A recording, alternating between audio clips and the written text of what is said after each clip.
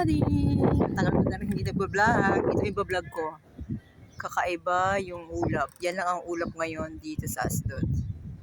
Naka-formation na naman. Mga lumilipad na anghel. Ang ganda.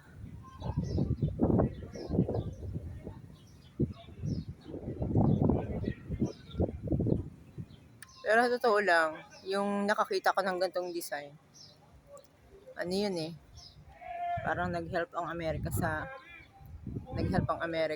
sa Israel.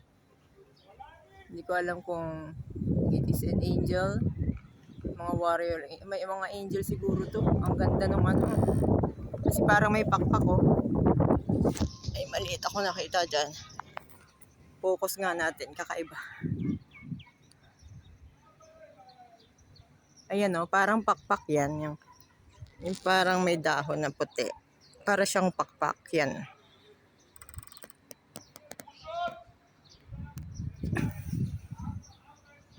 Ganda niya.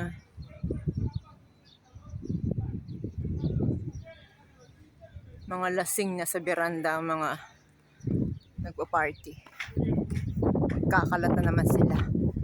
Sa 5th floor yan.